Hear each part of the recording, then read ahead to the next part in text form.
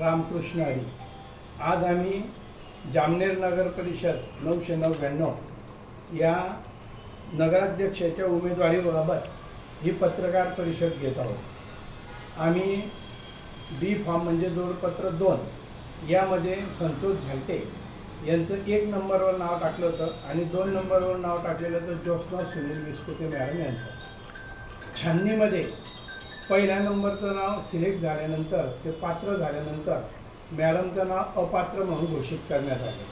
मग आम्ही त्यावर हरकत घेतली की आमचं नावसुद्धा तुम्ही ठेवायला पाहिजे, कारण की 17 तारखेला निवडणूक आयोगाने परिपत्रक काढलेलं होतं की एक सूचकाचा तरीसुद्धा डमी फॉर्म म्हणजे दुय्यम नाव हे सुद्धा पात्र घोषित करण्यात यावं म्हणून।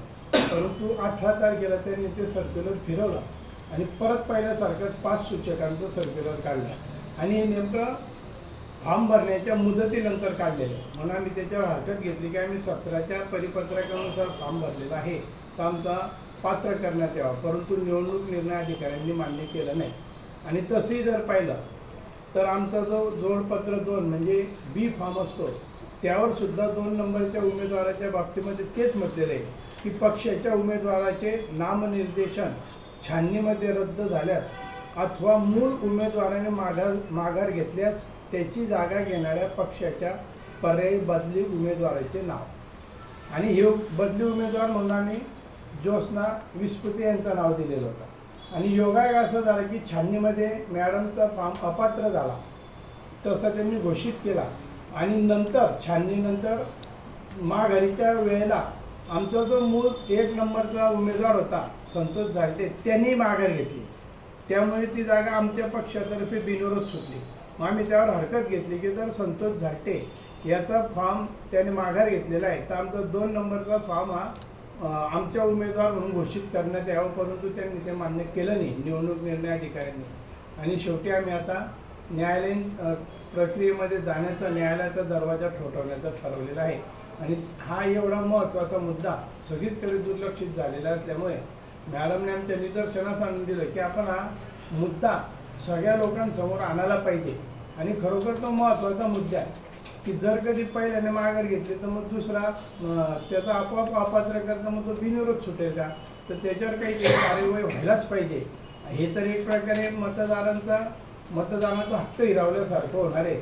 त्याच्यासाठी हा प्रश्न आम्ही प्रकर्षाने मांडण्यासाठी येथे आलेलो आहोत। यानंतरची काही माहिती जी आहे ते आपल्याला ज्योत्स्ना विस्पुते मॅडम देतील। अजून एक महत्त्वाचा बदल केलेला आहे, त्यांनी नोटा हे बटनच ठेवलेलं नाही।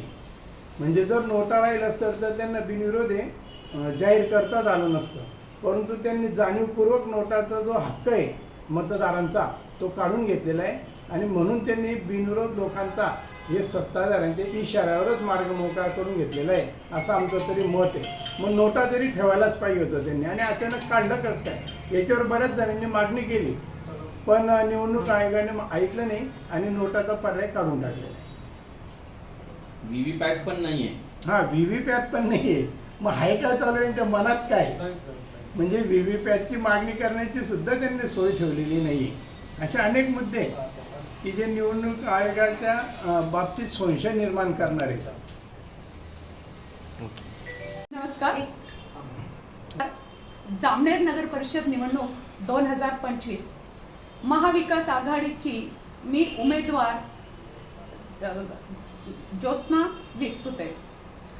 खरं सांगायचं तर आता सरांनी जे सांगितलं ते मी एवढंच सांगू शकते की जे आपलं निवडणूक आयोग आहे यांनी खेळ तर चालू केला, परंतु खेळाला सुरुवात झाल्यानंतर मध्येच नियम बदलले आणि आपल्याला माहिती आहे की खेळ सुरू झाल्यानंतर मध्येच नियम बदलायचे नसतात।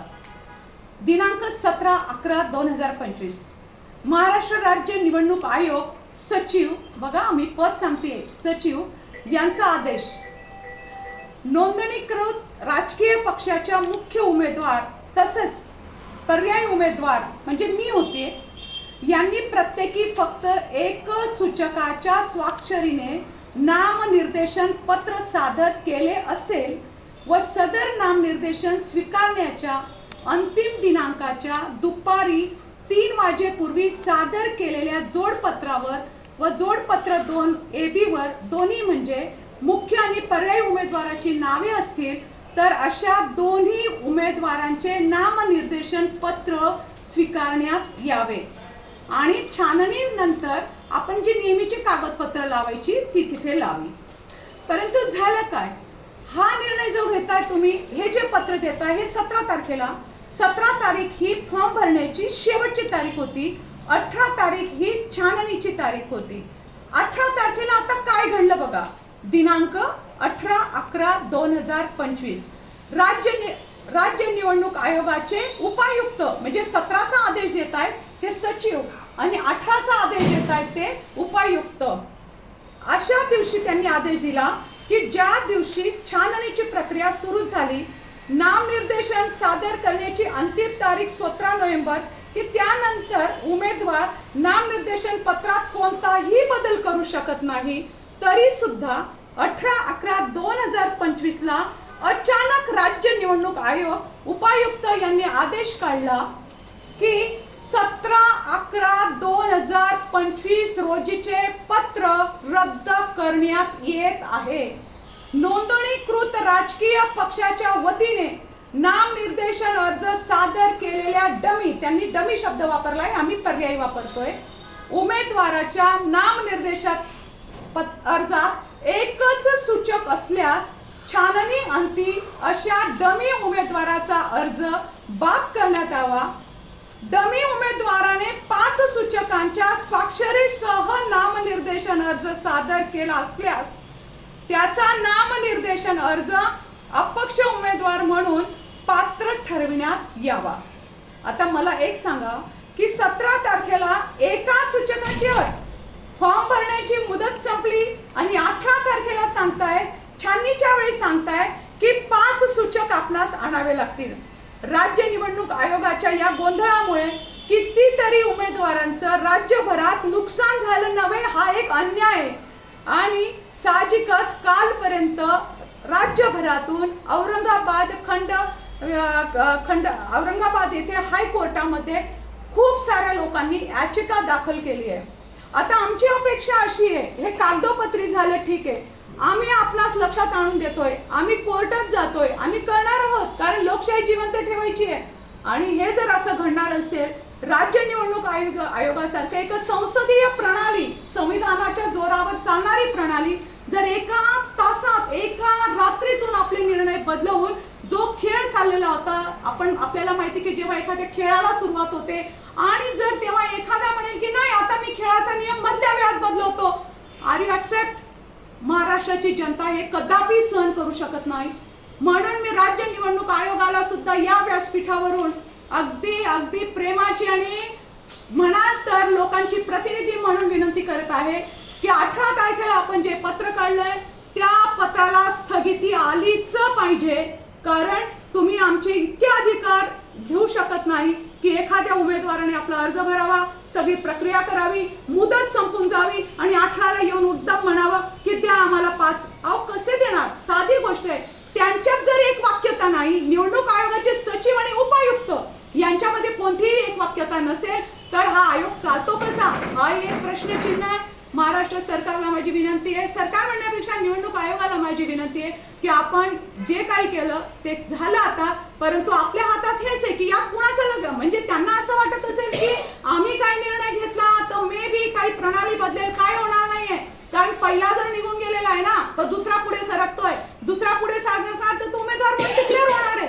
तुमच्या ती जी निवडणूक प्रक्रिया चाललेली आहे त्याच्यामध्ये कोणताही गोंधळ तिथे होणार नाहीये. आमची एकच मागणी आहे, 18 तारखेचं पत्र याच्यावर ताबडतोब स्थगिती आली पाहिजे.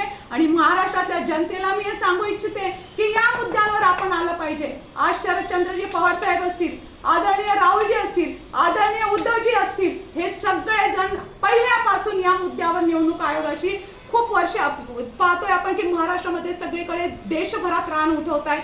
परंतु आज माझ्यासारख्या नगर परिषदेची जी जामनेर नगर परिषद फार मोठ्या प्रमाणात जामनेर तालुका गाजतोय राज्यभरात, त्याची होणारी उमेदवार मी होते.